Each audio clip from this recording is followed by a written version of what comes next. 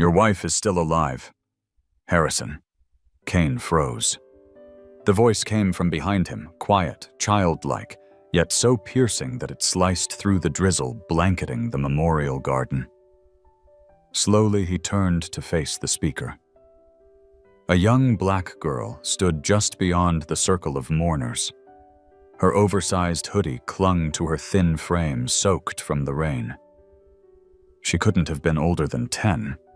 Her eyes were wide, serious. "What did you say?" Harrison asked, his voice cautious. "I saw her," the girl said again. "Your wife, she's not dead." One of his assistants chuckled under his breath.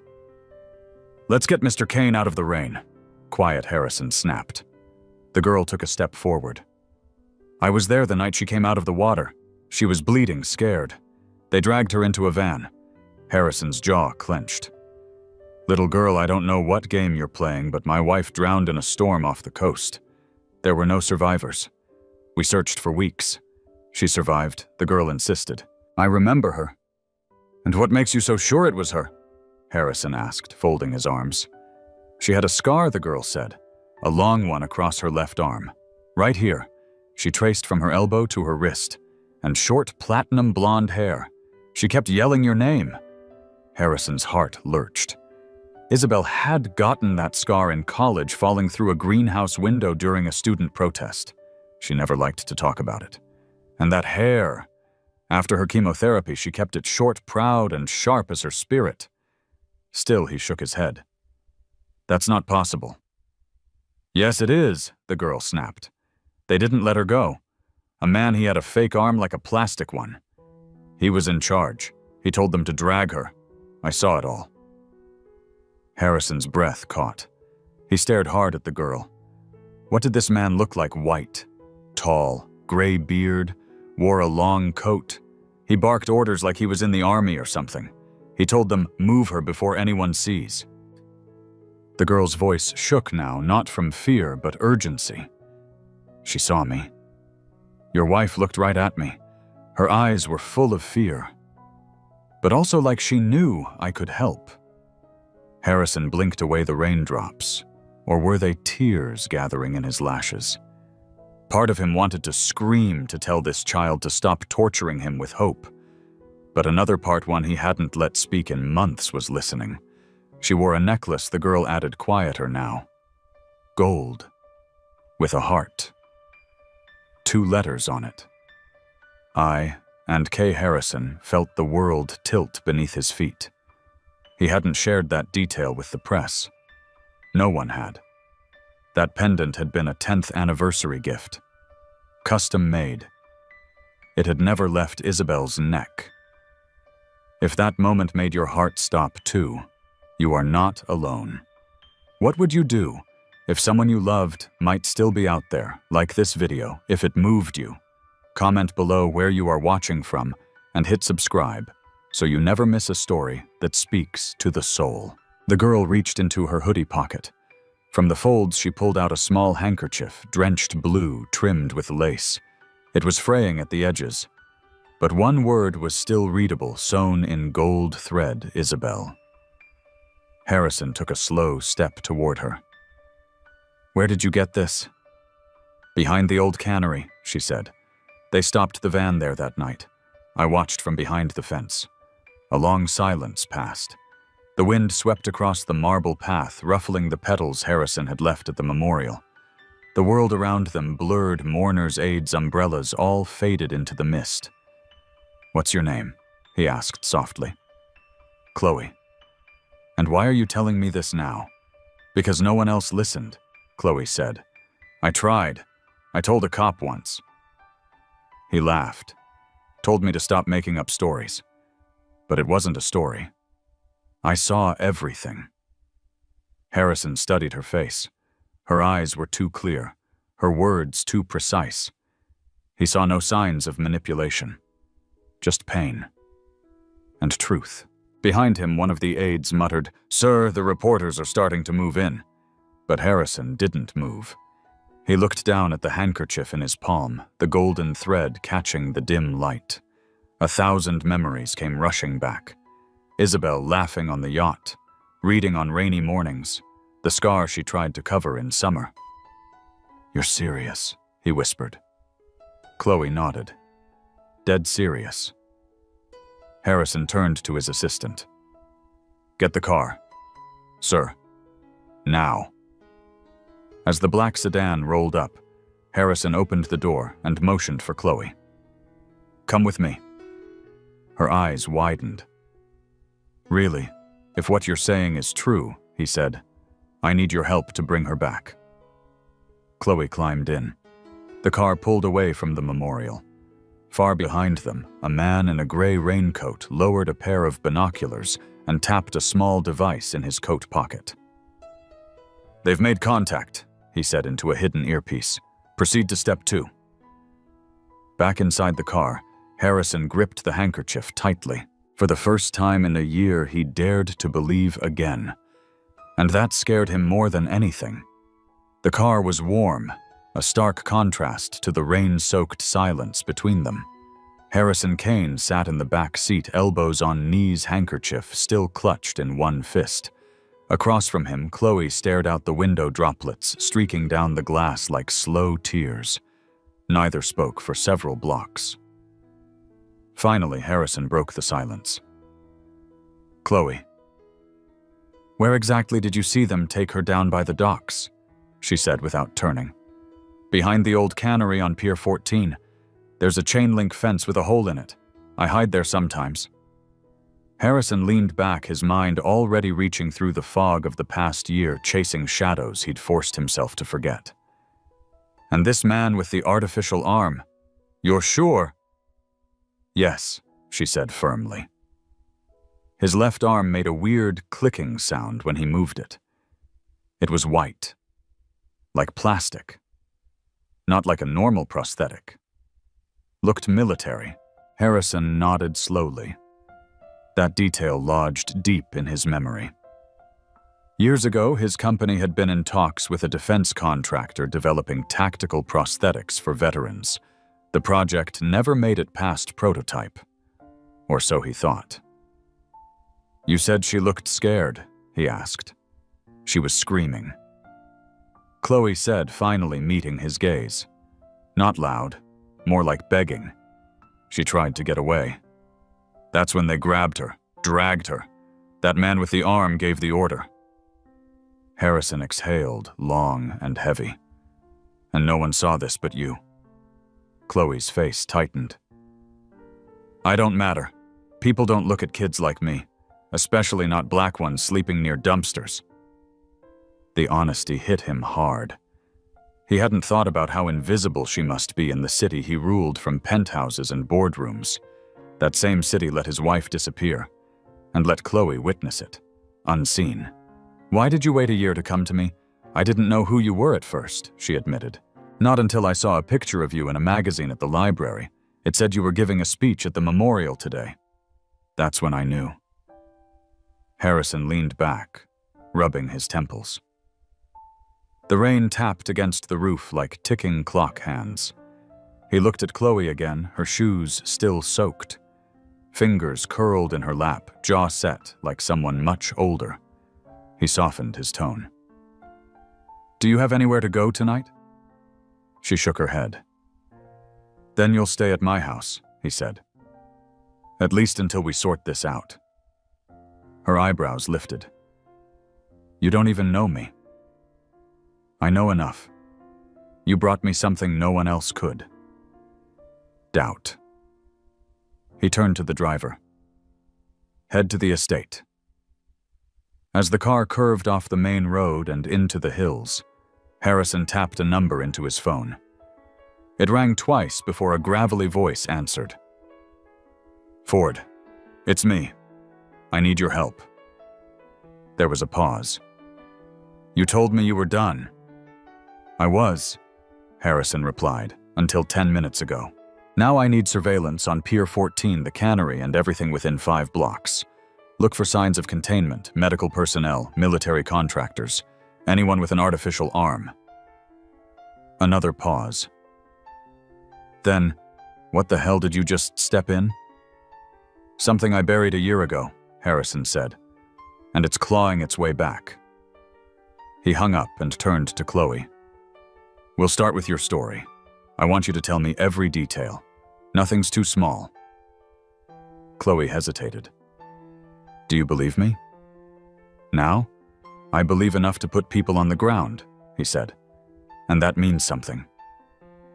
By the time they reached the estate, a sprawling, modern home perched on the cliffs, Chloe's eyes had grown wide. She'd never seen a driveway this long, never smelled the sea air from behind hand-carved iron gates. A housekeeper opened the door before they stepped out. "Mr. Kane." "Shall I?" "She's with me," he said, gesturing to Chloe. "Get her something warm to wear. And food, hot food." "Yes, sir." Inside the home was quiet and tastefully furnished walnut floors, old jazz playing low from unseen speakers. Chloe's shoes squeaked faintly as she stepped in. Harrison led her to the den, offered her a blanket and a seat by the fireplace. She didn't speak, as the flames crackled to life, but the tension in her shoulders eased just slightly. Dinner came quickly, grilled cheese, tomato soup, and apple slices arranged like art. Chloe stared at it for a long second before picking up the sandwich. "I haven't had real food in a long time," she said, voice barely audible. Harrison sat across from her watching as she took careful bites. "What about school? I go sometimes when the shelters make me." He leaned forward. "What would you say if I told you that if what you saw helps me find my wife, I'd make sure you never have to sleep under a pier again?" Chloe paused, looking at him carefully. "You'd really do that?" "I don't make promises I won't keep." She nodded. "Then I'll tell you everything." She did. From the moment she saw the van pull up to the men in black loading Isabel in to the way one of them dropped a small box that Chloe still had hidden something electronic with strange writing. Harrison listened, absorbing every word, every gesture. Later that night, as Chloe slept on the leather couch wrapped in blankets, Harrison sat in his office lights, low, phone to his ear. "Ford, again," the voice said. "We have movement, unregistered vehicles at the cannery, guards, no logos, and one man matching the prosthetic description." Harrison's jaw tightened. "Don't engage, just track. I want to know where they go, who they report to, understood?" As he ended the call, Harrison looked back through the glass at Chloe sleeping. She hadn't lied. He could feel it in his bones. Something dark had stolen his wife from the ocean, and the truth had come walking into his life wearing wet shoes and an oversized hoodie. The storm wasn't coming. It was already here. The sun was barely up, casting a muted gray over the Kane estate. But Harrison was already in motion. He hadn't slept. Instead, he had spent the night poring over maps of the harbor blueprints of the cannery and security footage from his private archives footage he paid to have filtered through the years for anything suspicious. None of it had shown Isabel. But now Chloe's words had turned those ghost pixels into possibilities. In the dining room, Chloe sat at the edge of a tall chair eating scrambled eggs and toast, with the kind of careful focus only hunger and suspicion can create. A fresh hoodie hung from her shoulders, new clean, still smelling faintly of detergent. She looked smaller in daylight, but no less sure. Harrison stepped in, coffee mug in hand. "Did you sleep well?" Chloe nodded between bites. "The couch is softer than anything I've ever slept on." He smiled faintly, though it didn't reach his eyes. "Good, because today I need your help." Her eyes narrowed. "You want me to come with you?" "Yes. I need you to show me exactly where it happened. Every step, every turn. Your memory is better than any satellite feed." She swallowed hard. "Okay, but if they're still there, they won't see us," he said. "We'll be careful." An hour later, they were downtown. Harrison's black SUV rolled slowly through the fog-covered streets, windows, tinted engine, humming low. Chloe guided him past warehouses and chain-link fences pointing from the back seat with small, decisive fingers. There, she said, behind that dumpster, that's where I was hiding. The vehicle stopped across the street from the cannery. From the outside, it looked abandoned, rusted metal broken windows and a giant faded sign reading, New England Seafood Company. But Harrison had lived too long and too deep in the corporate underworld to believe in broken windows anymore. Wait here, he told Chloe. Ford is already inside. Seconds later, his earpiece crackled. We've got movement. One guard, south exit, no uniforms but definitely armed. Harrison looked at Chloe. You said they took her around the side. Yeah, the left side that door under the light. He nodded, then stepped out of the vehicle, his long coat flapping in the wind.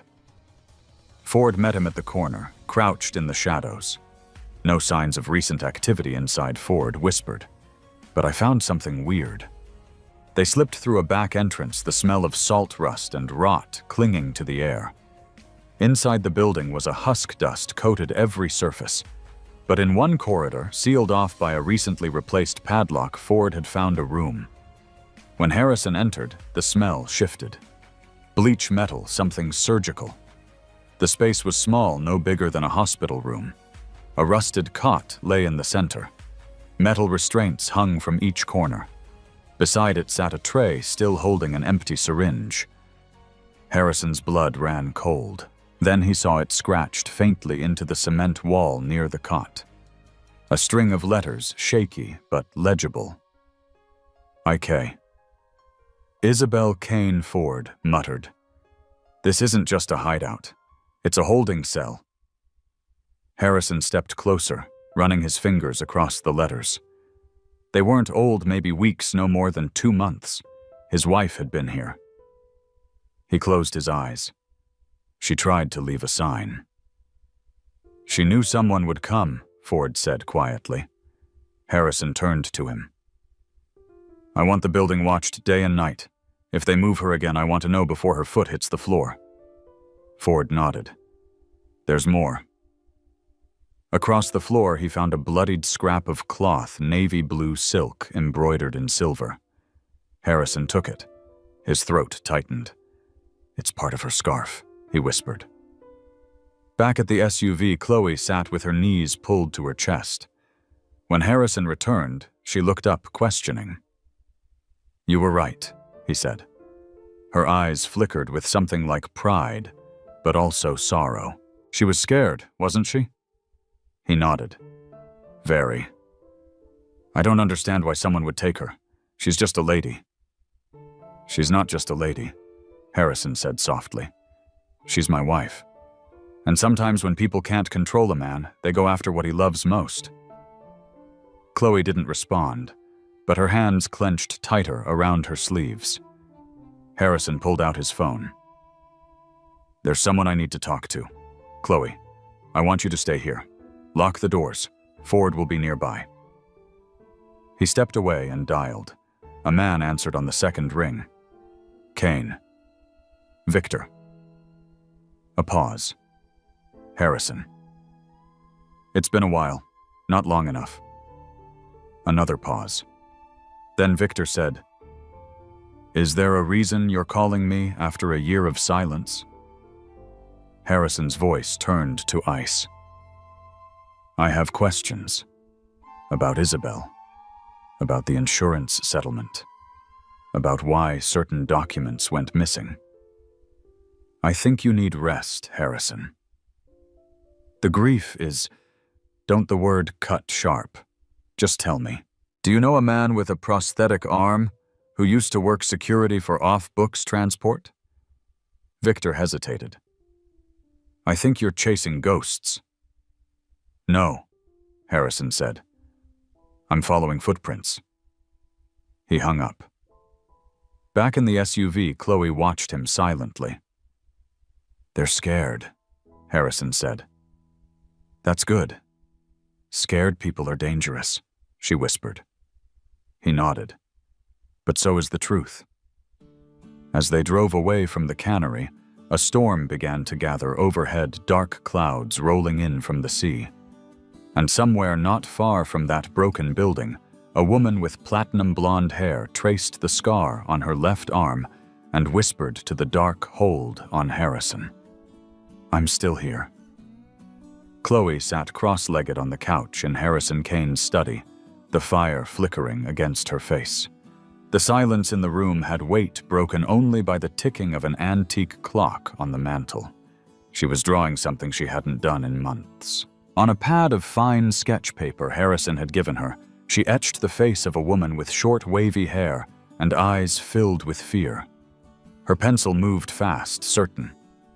Harrison watched her from behind his desk, a file open before him. But his focus wasn't on the paper. It was on Chloe. "You've drawn her before," he said. Chloe didn't look up. "Only in my head. Sometimes when I couldn't sleep, I'd try to remember her face, so I wouldn't forget." He leaned forward. "Why?" "Because she looked like she needed someone to remember her." Harrison felt something tighten in his chest. So much of the world had moved on. Stocks recovered. The press lost interest. But this girl with nothing and no one had held on to his wife's face like a sacred memory. "I want you to come with me tomorrow," he said. She looked up, "Where to meet someone who worked in the harbor patrol. He owes me. He might remember something unusual from the night of the accident." Chloe nodded. "Okay. But Chloe," he hesitated, then spoke carefully. "If something ever happens, if I'm not there, I need you to run. Not freeze. Run. And call the number I gave you. Understand?" She looked at him for a long moment, then nodded again. "I'm not scared." "You should be," he murmured, almost to himself. That night, as the house settled into quiet, Harrison took the sketch Chloe had left on the coffee table and stared at it under the lamplight. Isabel. Even without color, it was her. Every contour, every line. But something else struck him. In the sketch, Isabel's eyes weren't just afraid, they were pleading. "Help me," he whispered to the empty room. The next morning was dry and cold. They drove to a marina on the edge of town, where a fleet of patrol boats lay moored beside peeling docks. Harrison led Chloe down to a narrow slip, where an old man in a denim jacket was smoking a cigar beside a powerboat. Kane, the man, greeted, voice like gravel. Mac, Harrison said, extending a hand. "Thanks for meeting me." Mac looked at Chloe, eyes narrowing slightly. "This your kid?" "She's a witness." Mac took another puff. "You said this was about Isabel. I thought you buried that storm." "I did," Harrison said. "But she didn't stay buried." Mac squinted. "What do you mean?" Harrison nodded at Chloe. She stepped forward, voice steady. "I saw her get pulled from the water. I saw where they took her." Mac looked stunned, but not skeptical. He glanced at Harrison, then back at the girl. "That night there was something, a distress beacon, unregistered. We logged it, but then someone from Homeland called and told us to delete the report, said it was a drill." "Where was it?" Harrison asked sharply. Mac walked over to a cabinet inside his boat and pulled out a laminated chart. He circled an area off the coast. "Right there, near Dead Man's Bluff. That's where the ping came from." Harrison frowned. No one followed up. Mac shook his head. "After the call, we were told to forget it." Harrison ran a hand through his hair. Another thread in a web growing too wide, too fast. He turned to Chloe. "Do you remember hearing any helicopters?" She shook her head. "Just engines, like vans or trucks." Mac handed Harrison the chart. You going after her? Yes. The old man nodded. Then watch your back. If they silence this fast, they'll come for anyone who digs. On the drive back, Chloe was quiet. Her fingers traced the edge of the map. Do you think they knew she'd survive? I think they hoped she wouldn't, Harrison said. And when she did, they hid her. Why her? Chloe asked. She's just your wife. Harrison hesitated, then said, she wasn't just a wife. She was working on a lawsuit, one that could have exposed half a dozen shipping executives for money laundering and human trafficking. She was weeks from going public. Chloe turned to him, her eyes wide. So this wasn't about you? No, Harrison said. It was about silencing her. Chloe sat back, stunned. They tried to erase her, Harrison nodded. And they almost did. Until you saw her. That night they returned home to find the gates slightly ajar. Harrison's instincts screamed. Stay here, he told Chloe. He stepped out cautiously, walking toward the door. It was unlocked. Inside, the lights were still on, but a drawer in the study had been pulled open. Papers spilled on the floor. Ford arrived minutes later. Someone searched your office. No forced entry. Whoever did this had a passcode. Harrison clenched his fists. That means someone close. Chloe hovered in the hallway, hugging herself. Harrison turned to her. You okay? She nodded. They're watching us, aren't they? Yes. Good, she whispered. That means they're scared. He gave her a small, proud smile. Yeah, it does.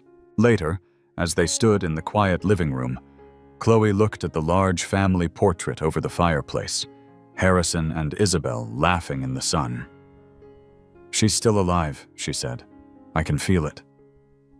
Harrison looked at her, voice low. Then we find her, no matter what it takes. Outside, a car idled on the street. A figure inside watching through binoculars. She's more trouble than we thought, the voice whispered into a phone. The girl's memory is too good. Then make it her last, came the reply. The line went dead. But inside the Kane house, the fire burned brighter than ever. The following morning, Harrison stood in the driveway watching the ocean mist roll up the cliffs. He held the map Mac had marked, folding and unfolding it with the same tension he used to crush boardroom deals. But this was different. This wasn't profit. It was life. Isabel's life. And now Chloe's safety hung in the same balance. Inside, Chloe was quietly eating cereal, eyes darting toward every window, every creak of the house settling. The break-in had shaken her, but not broken her. If anything, it hardened her resolve.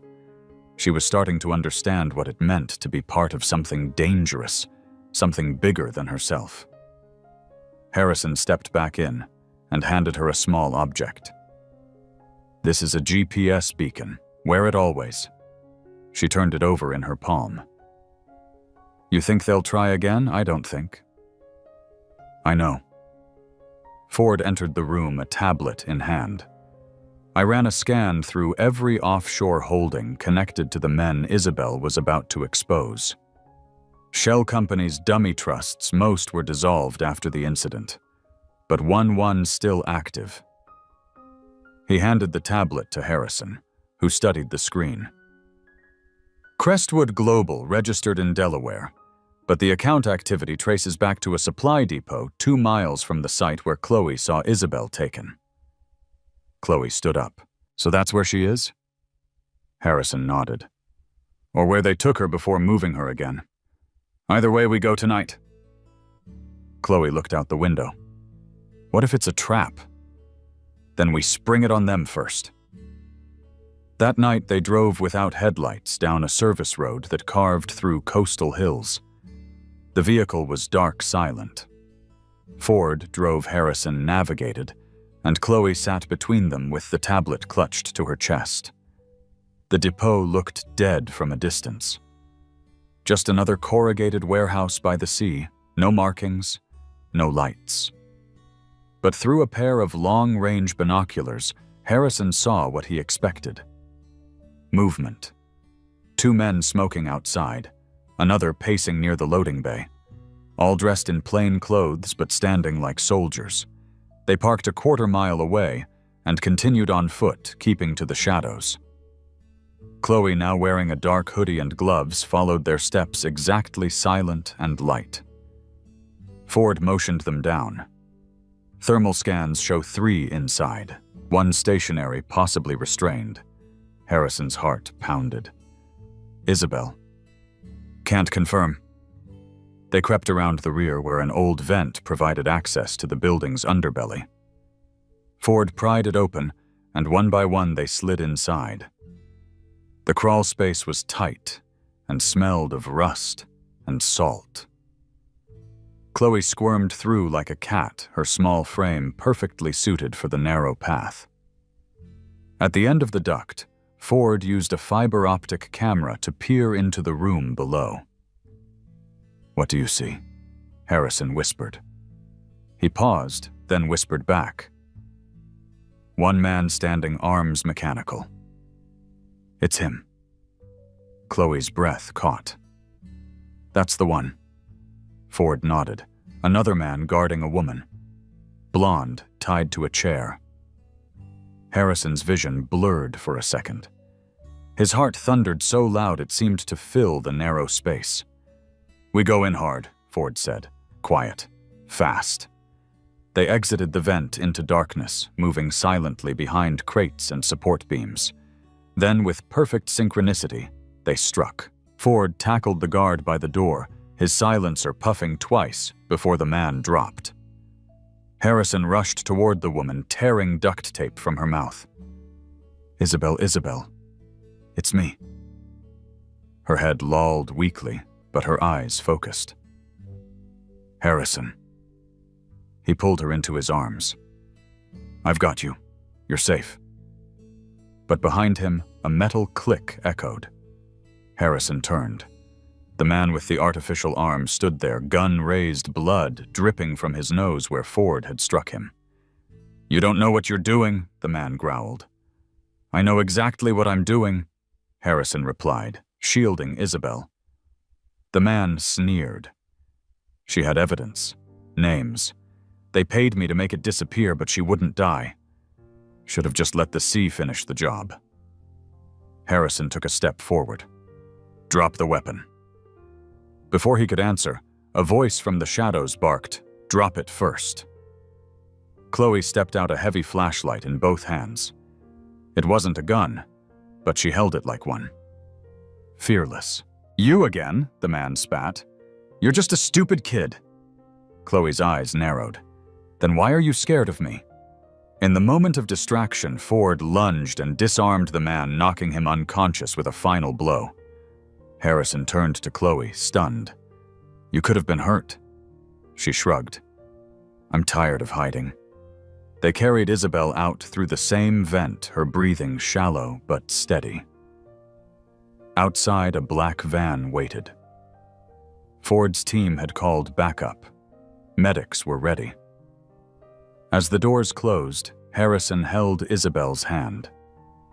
"You're safe now." She coughed, barely a whisper.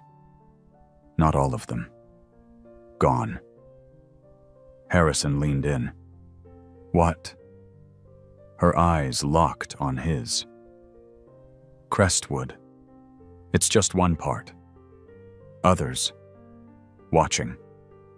He nodded. "We'll find them." Beside him, Chloe held the sketch she had brought, the one of Isabel's face. "Keep it," Isabel rasped, smiling faintly. "It's better than any photo." As the van sped away, Harrison looked back at the depot. Dark now, but still full of secrets. This was no ending. It was a beginning, one they would face together. Harrison sat at Isabel's bedside in the private medical wing of his estate, the silence between them broken only by the soft beeping of monitors. Her face, pale and bruised, was almost unrecognizable beneath layers of fatigue. Yet her grip, despite the IV running into her arm, remained strong fingers woven tightly through his. There was still fire in her, though it burned quietly now. Chloe stood at the door, hesitant. Harrison motioned her in. "She wanted to see you." Chloe approached slowly. Isabel's eyes flicked toward her lips, twitching into a weak but grateful smile. "The girl," she whispered. "Her name is Chloe Harrison," said softly. Isabel nodded. "Thank you, Chloe. I saw you. That night you didn't look away." Chloe's voice caught in her throat. "I didn't know what to do. I was just a kid." "You were brave," Isabel whispered. "That's more than most." Harrison watched the exchange, a lump building in his chest. It was Chloe, not the police, not the press, who had seen what others had ignored.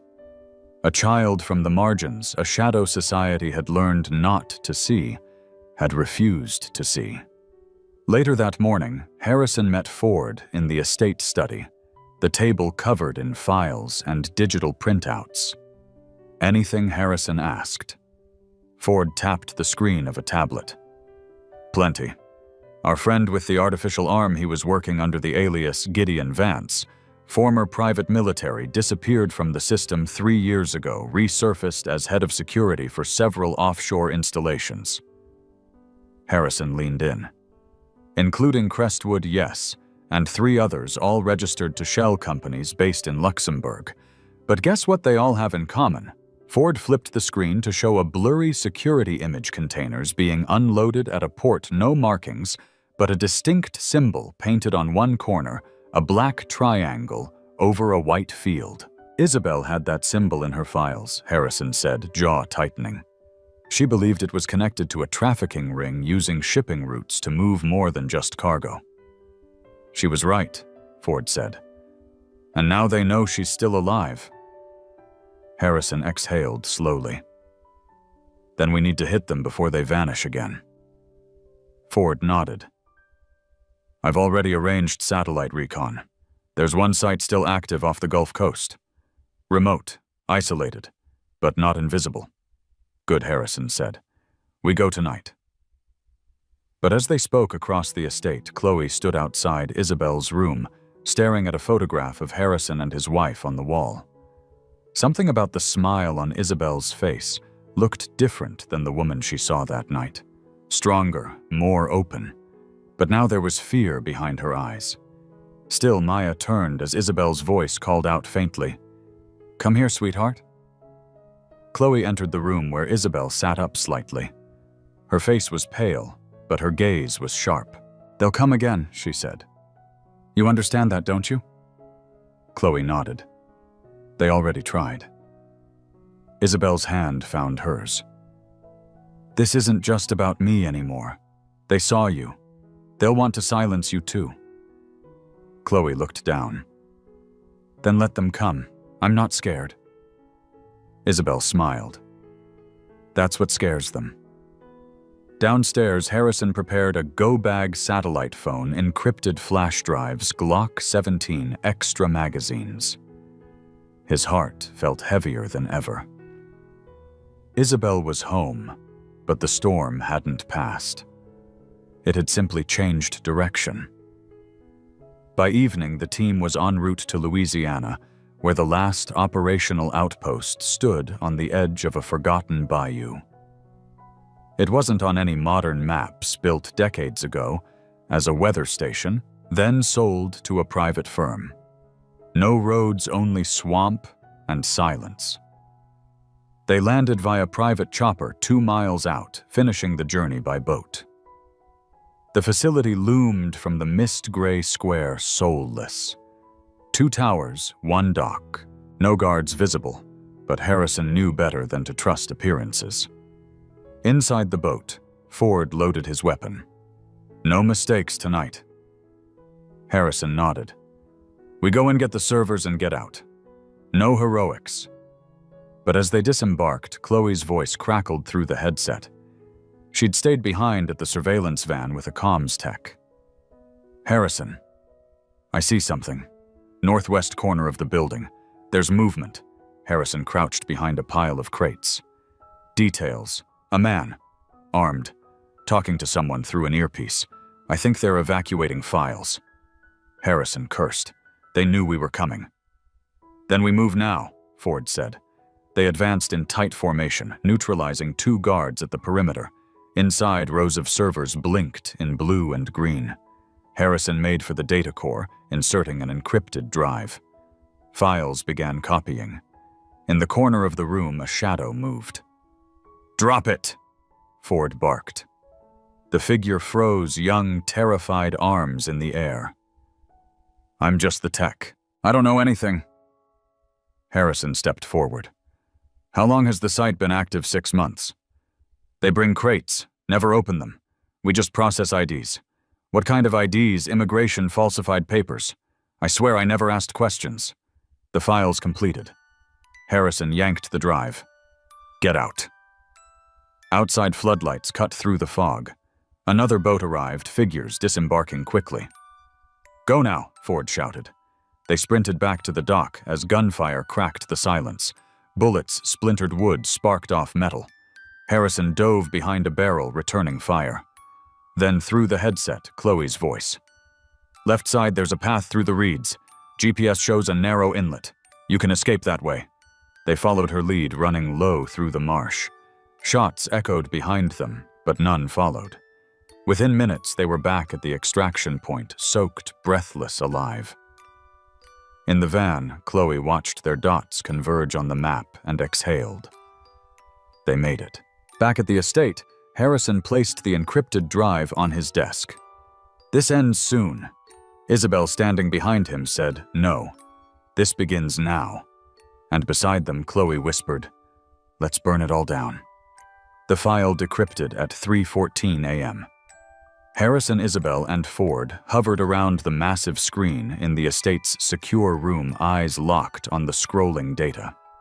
Names, bank transfers, images, grainy time-stamped photos of shipping containers, clandestine meetings, and fake passports. Isabel leaned against the back of Harrison's chair, her breath shallow but steady. Her eyes sharpened by clarity and rage. This is it, she whispered. Everything I tried to expose. Ford scrolled to the next folder. There's more. Look at this. A list appeared. Locations, dates, next shipments. Dozens of them, routes disguised as disaster relief, as environmental research, all tied to the same symbol. The black triangle. Harrison stood. How many people have they trafficked through this? Hundreds, Ford said grimly. Maybe more. Chloe entered the room holding a steaming cup of tea for Isabel. Her hoodie sleeves were rolled up, showing small ink marks where she'd been taking notes of her own. I found something, she said. One of the names on the list showed up in a news article last year. A woman named Alani Diaz disappeared while covering a story on corruption in Honduras. Isabel froze. I remember her. She contacted me once, said she had something explosive. Then she vanished. Harrison glanced at Ford. Can we find her? I don't know. But the file says she was seen near an offshore station off Miami 6 months ago. Harrison looked at Chloe. You want to go with us? Chloe didn't blink. I need to. That afternoon, they flew to Miami under assumed names. Isabel stayed behind, still recovering, still watched over. But Harrison and Chloe, now Shadow and Fire, moved swiftly. The offshore station was technically an oceanic climate research facility, but when they arrived via rented catamaran, it looked like anything but. Rusted towers, masked guards, and no research equipment in sight. They docked half a mile away, then swam the rest under cover of darkness. Chloe moved like she'd done this before, lean, quick, and silent. Inside the station's hallways hummed with cold lights and the distant clink of metal. Harrison held his breath with every step. Chloe crept ahead, using a salvaged access card from the last raid. It worked. In the center chamber, they found what they didn't dare hope for: a cage of people, 8 in total, cramped behind steel bars. One woman stepped forward as they opened the gate. Her face was gaunt hair cropped unevenly, but her eyes were full of defiance. Alani Diaz, Harrison asked. She nodded, voice hoarse. Took you long enough. Chloe helped her down the corridor while Harrison and Ford covered their backs. Suddenly, alarms blared. They'd been found. Move, Ford barked. They sprinted through the hall, ducking into an access tunnel that dropped down to the subdeck. Chloe clung to Alani, guiding her steps. Behind them, gunfire ricocheted off metal, but Chloe didn't flinch. She ran, pulled, turned corners like she'd memorized the floor plan. At the dock, their escape boat waited, already running. As they boarded, Ford dropped a small black object behind him. Gift, he muttered.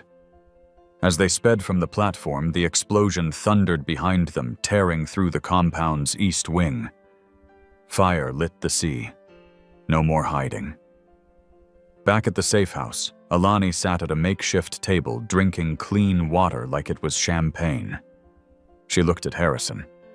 You want to burn them down? We already started. She slid a flash drive across the table. Then take this. It's everything I gathered before they grabbed me. Names, locations, codes they use to move people. You put this in the right hands, they'll never hide again, Chloe asked. Why didn't you give it up before I didn't trust anyone? Alani said. But your girl... She looked at me the same way Isabel did. Like I still mattered. Harrison placed the drive in a secure pouch. You'll stay here. We'll protect you. No, she said. I want to speak. I want my face on the news. I want them to know I survived. Harrison met her gaze, nodded. We'll make it happen. The next morning, the story broke. Alani Diaz, journalist missing for over a year, reappeared on live television. She named names. She detailed the torture, the bribes, the disappearances. Her words ignited fires across the country. Protests, investigations. Anonymous tips flooded law enforcement. Back at the estate, Harrison watched the screen in silence. Isabel came to sit beside him, her fingers brushing his. You did it. We did it. From the hallway, Chloe peeked in. There's something outside. Harrison stepped onto the porch. Parked across the street was a black sedan. Inside sat a man in a dark suit, watching. No plates. Ford appeared at the door behind him. They're getting desperate, Harrison nodded. Let them come. That night, he sat with Chloe in the study. You don't have to keep going, he told her. She looked at him, eyes fierce. Yes, I do, he smiled. Then we fight together. And deep in the woods beyond the estate, a signal tower blinked to life. The final storm was coming, and this time the world would be watching. 3 days after Alani's televised statement, the world had changed. National news outlets ran the story 24/7. Networks replayed her every word, her every scar. Overnight names that once sat quietly behind walls of corporate immunity now echoed through headlines with shame and accusation. Some vanished. Some resigned. A few were arrested. But most were still out there. At the Kane estate, the silence that followed wasn't peace. It was pressure. Thick, tense, like the moment before glass shatters. Harrison sat in the command room with Ford, reviewing a dossier just delivered by an anonymous contact inside the Department of Homeland Security. It confirmed what they already feared. The Black Triangle Network reached into agencies designed to protect them. Every investigation risked sabotage. Ford tapped a line on the screen. There. That's the node. Central Command. A facility disguised as an underground records archive just outside Phoenix. Harrison studied it. We take it out, the web collapses. Yeah, Ford said, but it's locked tighter than Fort Knox. Isabel entered, looking stronger than she had in weeks. Her voice was firm. Then we don't knock, we flood it. Chloe, who had been curled in the corner sketching, looked up. What does that mean? Harrison turned to her. It means we don't sneak in quietly. We expose them with light, live, loud, with proof. That night, Chloe and Isabel worked together, comparing files, matching receipts, encoded shipments, hidden bank transfers. What began as a revenge mission now looked more like a revolution. They weren't just chasing shadows anymore. They were building a case that could crumble an empire. In the early hours of morning, Ford briefed the team. Tomorrow, Zo 600, we move. We get into the facility, plant the transmitters, and activate the live feed. No filters, no delay. The whole world will see what they've hidden. Harrison turned to Chloe. You're not coming. I have to, she protested. No, he said. You're the backup. If we fail, you upload everything. You're our fail-safe. She hated it, but nodded. She understood. By sunrise, the team was en route. A private plane dropped them 3 miles from the target zone where armored SUVs waited. The Arizona heat rose in waves across the sand, the desert both beautiful and cruel. From a bluff they saw it, a low building nestled against rock, guarded but not flashy. Nondescript, perfect for secrets. Harrison checked his earpiece. Everyone ready? Ford's voice came through. In position. The operation moved with precision. Entry through a ventilation shaft. 2 guards silently subdued. Down a hallway lined with climate-controlled vaults. Past sensors and retinal scanners Ford had disabled remotely. In the heart of the structure, they found it a server farm bigger than anything Harrison had imagined. Racks of drives pulsed with data, the heartbeat of a global crime machine. Harrison planted the transmitter. Isabel, appearing via encrypted link, prepared the broadcast. Then a voice came from the shadows. Well done, it said, slow and smooth. A man stepped forward, tall, silver-haired, calm. He wore no uniform, no armor, just a charcoal suit and a knowing smile. I was wondering how long it would take you to reach the center. Harrison stepped between him and the others. Who are you? Call me Sterling, the man said. I used to run intelligence in 4 continents. Now I manage. Risk. Isabel's voice snapped through the earpiece. He's on the original list. Sterling Croft, ex-CIA turned private consultant.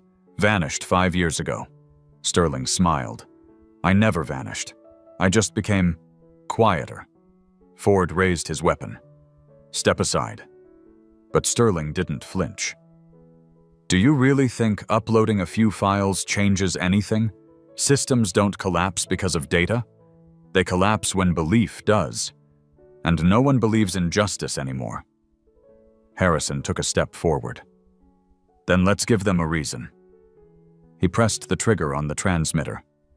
Instantly, every screen in the server room blinked and switched to live broadcast. Faces, victims, contracts, names, money trails. Across the world, phones vibrated. Computers froze. Television screens turned black, then lit with the truth. Sterling's smile faded. You'll be hunted. Harrison stared him down. Then we'll make it worth the chase. Sirens blared outside. The facility's security had been compromised. Footsteps thundered in the hall. Sterling turned and disappeared into the shadows before they could stop him. The team retreated through a tunnel route, emerging on the far side of the ridge where helicopters waited. Back at the estate, Chloe watched it all unfold live on every channel, every app. Tears streamed down her face, not out of fear, but relief. They did it. They told the world. Later that night, as the house finally settled, Harrison sat by the fireplace with Isabel and Chloe. A rare peace blanketed them. "People are scared now," Chloe said. Harrison nodded. "Good. But fear fades. We'll have to keep pushing." Isabel squeezed Chloe's hand. "This time we won't be alone." Outside protesters had already begun to gather in cities across the country. Signs held high. Names shouted into the night. Justice awakened from slumber. In the distance, Sterling watched from a black SUV, face unreadable. "You think they've won?" the driver asked. Sterling exhaled slowly. "No. They've just started a fire." But in the Kane home, surrounded by truth defiance and the unlikeliest of heroes, the fire wasn't fear, it was hope. And for the first time in a long time, no one felt invisible. The days that followed were chaos wrapped in revelation. Major networks scrambled to verify what had been streamed globally, documents detailing trafficking routes, names of senior officials, private security firms laundering human lives behind layers of research and development. Protesters flooded cities from Boston to San Francisco. Politicians either distanced themselves or went into hiding. One senator resigned. Another was arrested stepping off a private jet in Zurich. But inside the Kane estate, silence reigned. Not the uneasy kind that follows danger, but the heavy, loaded kind that precedes a decision. Harrison stood before the war room screen. Arms crossed, eyes scanning reports. Isabel was at the far desk, speaking in hushed tones to a civil rights attorney, readying a global lawsuit. Chloe sat beside her laptop, open eyes, bouncing between satellite images and encrypted messages from whistleblowers. "I found something," Chloe said, pointing.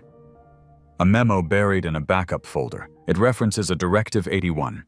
It's some kind of contingency, like emergency removal." Harrison walked over. "Removal of what?" She clicked through the document. "Not what. Who?" "Targets. They listed names. Survivors. Whistleblowers. Us." Isabel froze. "They've prepared for exposure." Ford entered, then holding a sealed envelope. This was just delivered by a courier. No return address. Harrison took it and opened it slowly. Inside was a single photograph, black and white. A teenage Chloe, maybe 12 years old, standing on a school playground. Circling her was a red marker. Below it, a typed message, "Clean the mistake." Chloe's eyes widened, her face paling. "They've marked you," Harrison said. "From the beginning." Isabel looked between them. "What did they mean, mistake?" Chloe's voice cracked. "I saw something when I was a kid. I didn't understand it then. But it was them. Men in uniforms, moving a group of women into trucks. My school was right next to an abandoned industrial site. I told a teacher. She told me to forget it." Harrison clenched the photograph in his fist. "They've had eyes on you since then. But when you saw Isabel and spoke out, you became the spark they couldn't contain." "I don't want to run," Chloe whispered. "You won't," Isabel said, gently touching her arm. "We stand." The room shifted then from strategy to purpose. They weren't just fighting to reveal the truth. They were fighting to survive it. That night, Harrison met with Ford and Isabel in the underground strategy room. The screens showed a flurry of new threats, underground forums, bounty chatter, encrypted messages, warning of upcoming strikes. "They'll hit the estate," Ford said. "They'll try to make it look like an accident, a robbery gone wrong. If we stay, we die." Harrison shook his head. If we run, they win. We hold the line here. He turned to Isabel. Call Alani. Tell her to prep the second wave of evidence. If anything happens to us, she releases everything. The next day, the estate transformed into a fortress. Security drones patrolled the grounds. Surveillance feeds flickered on every screen. Chloe trained with Ford, learning how to move fast, how to shoot, how to hide without leaving a trace. She didn't hesitate. You were made for this, Ford told her one evening as she dismantled and reassembled her training pistol. I was made invisible, she replied. Now I see them. That night, while the house lay quiet under a crescent moon, a perimeter alert tripped. Harrison rushed to the command center. On the screen, 3 silhouettes moving with precision, dressed in black, approaching the east wall. They're here, he said. Ford was already strapping on gear. We hold them off long enough to send the final broadcast. Chloe stood at the door, defiant. I'm staying. Harrison stared at her, then nodded. You know what to do. The assault came like a flood. 3 became 6, then 10, armed, trained, silent. But the estate fought back security systems, traps, drones. Ford and his team pushed them into bottlenecks, disarmed 2, captured 1 alive. But not without a price. A deafening blast took out part of the West Wing. Smoke filled the halls. Isabel ushered Chloe into a safe corridor, pushing a hard drive into her hands. If we fall, she said, you finish it. I won't let you fall, Chloe said. In the command room, Harrison was bleeding shoulder-grazed adrenaline, masking the pain. Ford stood guard at the door, breathing hard. From the corner, the captured man, hood removed, face twisted with fanaticism. Smiled. You think this ends with you? Harrison walked over, blood trickling down his arm. No, it ends with the world, and you just gave us the last piece. The man frowned. What you talked, we recorded it. Isabel stepped in. And now the world will see you. Within minutes, the team uploaded the final data confessions, internal memos, orders, with Sterling's names of funders and lobbyists. Every channel received it. There was no stopping it. Outside, sirens wailed. Reinforcements, local police, federal agents, summoned by Ford's emergency protocols, swept in. The invaders fled. Some were caught. Others vanished. But inside the estate, battered and bruised, the survivors stood. Harrison bloodied, but upright. Isabel breathless, but unbroken. Chloe, eyes shining, still holding the drive. They had not only survived, they had made history bleed. And far away, in a darkened boardroom, Sterling watched the footage of his network crumbling. He didn't scream. He didn't panic. He smiled. Because the war wasn't over. But for the first time, it was no longer silent. The estate bore the scars of war. Walls scorched, glass shattered, a section of the West Wing blackened by fire. Yet the American flag outside still flew torn, yes, but not fallen. The world had seen what happened. They had heard the truth. But now something more dangerous stirred. Retaliation. 3 days after the attack, Harrison met with federal agents in a sealed room beneath the courthouse in D.C. The evidence they'd uploaded had triggered congressional hearings and emergency task forces. Over a dozen arrests were made. But Sterling wasn't one of them. He's vanished, said Agent Voss, a wiry man with deep lines around his mouth. We froze 7 of his shell accounts. Still no activity. He's gone ghost. He's not hiding, Harrison said, staring at the digital board showing Sterling's photo. He's preparing. Agent Voss folded his arms. Your estate was a battlefield. Public opinion is on your side now, but this guy plays a long game. He'll let the noise fade and strike again. Harrison's jaw tightened. Then we draw him out. Back at the estate, Isabel sat in the recovery room with Chloe. Though she'd suffered bruises and smoke inhalation, Chloe had emerged fiercer than ever. Still, something was gnawing at her. She stared out the window, knees drawn to her chest. "You haven't said a word in hours," Isabel said gently. "I keep thinking about what would have happened if I hadn't spoken up that day," Chloe murmured. All these people would have stayed hidden." "You gave them a voice," Isabel said. "No," Chloe whispered. "I gave them a reason to be seen." That night, Harrison returned with news. "We're being called to testify," he said. "Congressional hearing. Isabel, Chloe. You both. They want it public." Isabel raised an eyebrow. "You're joking." "They need the human faces," Harrison explained. "The names alone aren't enough anymore.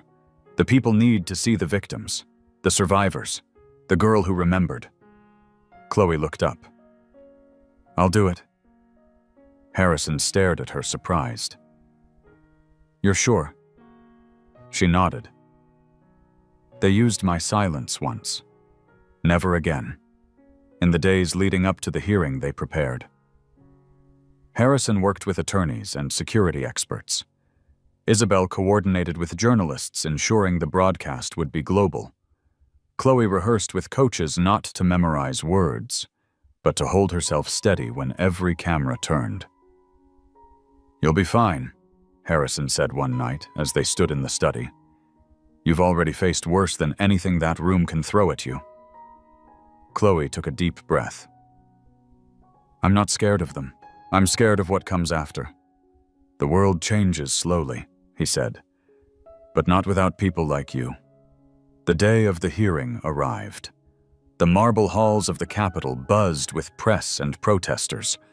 Chloe walked beside Harrison and Isabel, her steps light but certain.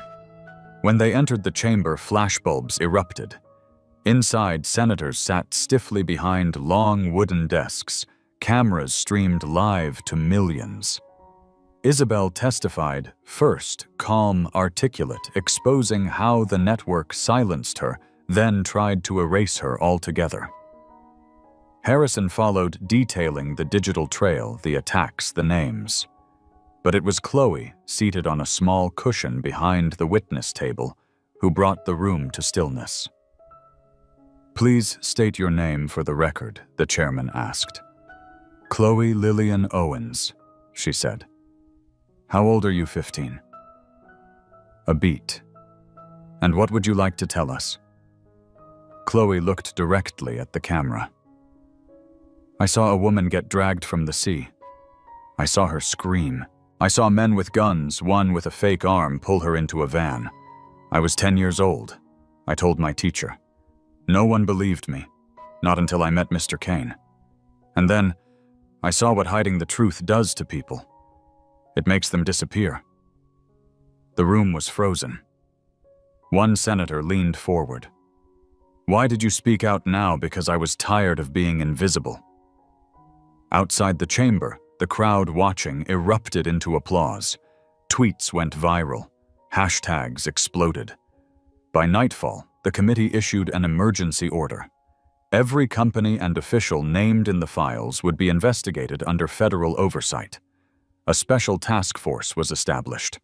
For the first time, the phrase "Black Triangle" entered the congressional record.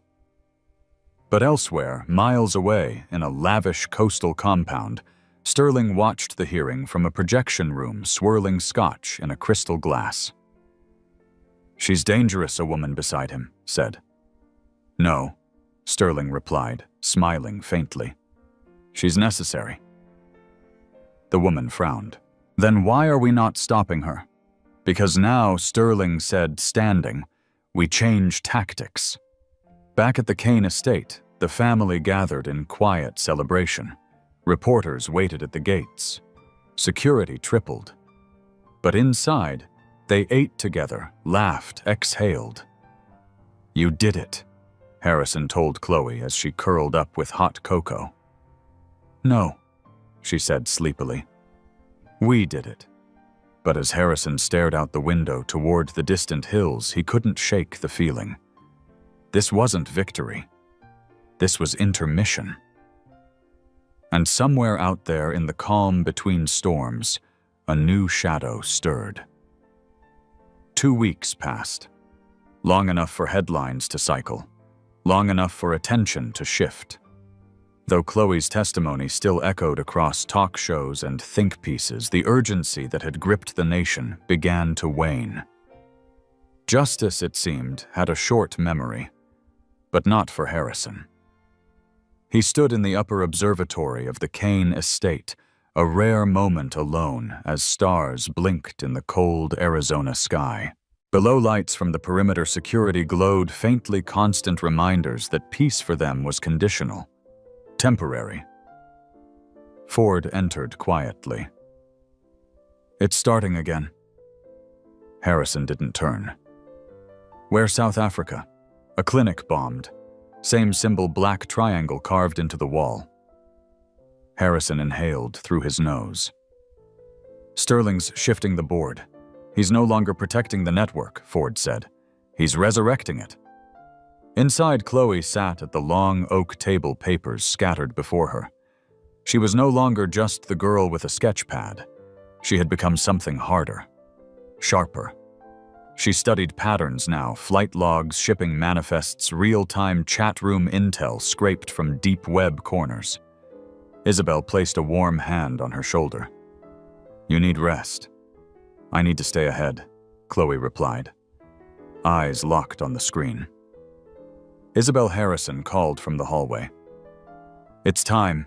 In the briefing room, they gathered Ford, Isabel, Chloe, and 2 new faces, Agent Marla Green from the FBI's Human Trafficking Unit and Aaron Nash, a data analyst who once worked in Sterling's digital operations before defecting. Aaron brought up a map. Red dots scattered globally with one flashing in the North Atlantic. This one is different, he said. Off the coast of Iceland, former NATO listening station. It's been offline for years or so, they claimed. I've tracked 7 communications relays pinging from that location in the last 24 hours. Ford whistled. That's command-grade traffic. Aaron nodded. We believe that's where Sterling's operating from now. It's dark, cold, perfect for a reset. Isabel stepped forward. We end it there. Harrison turned to Chloe. You're not going this time. Chloe frowned. Why? Because you're the symbol now, Isabel said. If something happens to you, this movement fractures. Chloe sat back, struggling to accept it. You won us a voice, Harrison added. Now we need you to keep using it. Rally people. Keep them focused. If we fail, they need to believe the fight still matters. Chloe nodded slowly. Then you bring him back. 2 nights later, a private jet cut through icy skies. Harrison, Ford, Isabel, Aaron, and a tactical unit disembarked at an abandoned airfield in northern Iceland. Snow whipped sideways. Wind howled like a warning. They moved in silence, snowshoes crunching over frozen earth. The facility emerged like a beast from the mist, angular metallic, partially buried into a cliffside. No lights, no sound, just a signal pulsing beneath the ground. They entered through a rear maintenance shaft Aaron had mapped. Inside, the corridors were narrow, lined with frost, and old surveillance wiring. The deeper they went, the warmer it grew, the hum of servers vibrating beneath their boots. In the command chamber, they found it a digital hub, massive monitors displaying live feeds from various operations around the globe, data streams, drone cams, payment confirmations. The machine had evolved, but it was still the same beast. Sterling was waiting. He stood at the center alone. No guards, no weapons. Harrison raised his pistol. Step away. I'm not armed, Sterling said calmly. You've already won, haven't you? Isabel narrowed her eyes. Where are your people? Sterling gestured to the screens. Everywhere, nowhere. I no longer need soldiers, just systems. Aaron accessed the control terminal. I can shut it down. You can't, Sterling said. It's decentralized. Every node you destroy spawns another. Cut one head to grow back, Ford scoffed. You're coding Hydra, now I'm coding survival, Sterling said. Harrison advanced slowly. You hurt innocent people. You sold them, branded them, buried them. I did what governments do, Sterling replied, efficiently. Aaron typed furiously. He's not lying. The system replicates in real time. Isabel looked Sterling in the eyes. Why let us find you? Because he said, smiling faintly. I'm tired, and I wanted to see what hope looks like before I die. A sudden clatter echoed from behind. One of their agents dropped a dart in his neck. Then another. Ambush, Ford yelled, firing toward the entrance. Masked figures stormed in silent, fast, lethal. Not soldiers, not mercenaries. Operatives. Sterling's last hand. Harrison pulled Isabel behind the console. Get the drives, Ford returned fire, dropping 2 attackers. Aaron ducked beneath the terminal, yanking hard drives free and stuffing them into his coat. I have the core files, he shouted. Go, Harrison ordered. The team fled through the maintenance shaft, gunfire chasing them. Sterling stayed behind untouched, watching it all unfold. Outside, a snowmobile team awaited extraction. They escaped into the blizzard, wounded but alive, carrying everything Sterling had built. Hours later, back at the safe house, Isabel stared at the decrypted files. Names. New ones. Ones never exposed. We finally got him, she said. Harrison sat beside her, exhaustion heavy in his bones. No, he said. We exposed him. Now the world has to choose.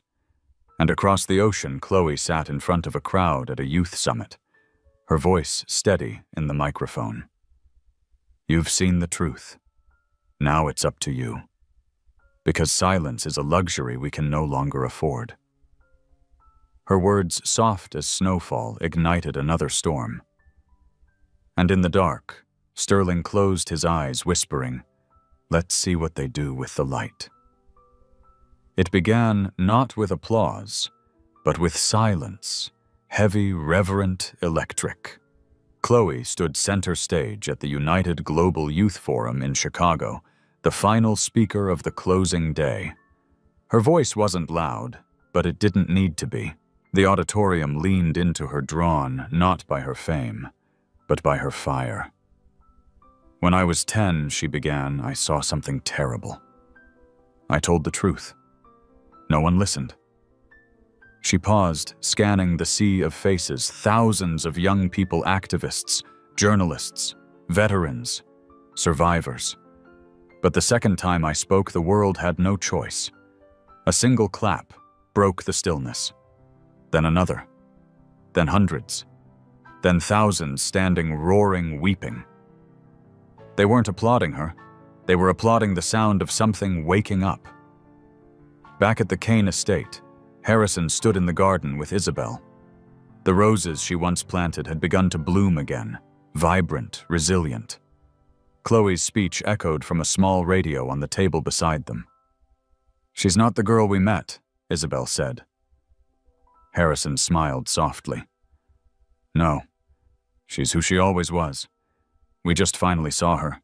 Behind them, inside the house, Ford and Aaron worked on the final upload, an open-source archive of every file Sterling ever created, released to trusted international coalitions, vetted journalists, and human rights organizations. No more holding back. No more keeping the sword sheathed. I've scrubbed the metadata, Aaron said. Even if they try to rebuild it, they'll be chasing ghosts. Ford cracked a rare smile. Then we've done our job. But outside the glow of hope, shadows still lingered. Sterling had vanished again. No confirmed sightings, no intercepted communications. Only speculation and fear. Some believed he was dead. Others thought he'd changed names, faces, maybe even sides. But Harrison knew better. Sterling wasn't hiding. He was waiting. And yet for the first time, that knowledge didn't weigh on him. Because the story wasn't about Sterling anymore. It wasn't about him, or Isabel, or Ford. It was about Chloe. That evening, Chloe returned home, not to cheers or cameras, but to arms. Isabel's embrace. Ford's silent nod. Harrison's steady hand on her shoulder. Family not by blood, but by battle. "I missed you guys," she said, dropping her bag by the door. "We never left," Isabel whispered. After dinner, they gathered by the fireplace. Outside, the desert wind howled against the windows. Inside, the room glowed with quiet warmth. Chloe sat cross-legged on the rug. "Do you think it'll ever be over?" "No," Harrison said truthfully. "But that's not the point." Isabel sipped her tea. "The point is to make sure it never becomes silent again." Chloe nodded. She understood. Later that night, as the house slept, Harrison walked the halls. He paused before the study, looking at the wall where Chloe's sketch had been framed, a pencil drawing of a girl watching the world burn her face, lit not by fear, but by determination. He turned off the lights, letting the moonlight spill across the floor. Somewhere far away, in a dim, cold room, Sterling stood before a mirror, no longer a man of power, no longer worshipped or feared. Just a man, older, thinner, with the weight of his legacy pressing against his lungs. He opened a journal. The first page bore only a sentence. "Every movement needs its villain." He closed it. In Washington, hearings continued. Victims testified. Corporations crumbled. An international coalition was formed to investigate transnational human trafficking. Laws were rewritten. Systems reviewed. Nothing perfect, nothing clean. But movement. And on a cool autumn morning in a small town in Ohio, a classroom of fifth graders watched Chloe's story as part of a civil rights unit. A girl with curly hair in the back raised her hand. "She was just a kid," the girl said. "How did she do all that?" The teacher smiled. Because she didn't believe she was too small to matter. And in that room, another spark was born. Back in Arizona, Chloe stood beneath the night sky, alone, but not lonely. She looked up at the stars, scattered, bright, stubborn. Her voice was soft. "We're still here," she whispered. "And we're not done." Behind her, the door opened. Harrison joined her hands in his coat pockets, thinking big thoughts, thinking honest ones. They stood together in the hush of night. "Do you think they'll remember us?" Chloe asked. Harrison smiled. "They'll remember what we stood for. That's enough." She nodded, the fire in her eyes steady. Justice wasn't clean, it wasn't quick, and it never arrived on time. But when it did come, it wore the face of a girl who refused to be quiet. And that Harrison thought was the kind of ending worth fighting for. This story reminds us that the most powerful voices often come from the most unexpected places. Chloe, a young girl once dismissed and forgotten, became the spark that exposed a global injustice. Her courage teaches us that speaking up, especially when it's hardest, is how change begins. In a world that often silences truth, the act of standing firm in the face of fear is not only brave, it's necessary. Justice is not always swift, but it is always worth pursuing.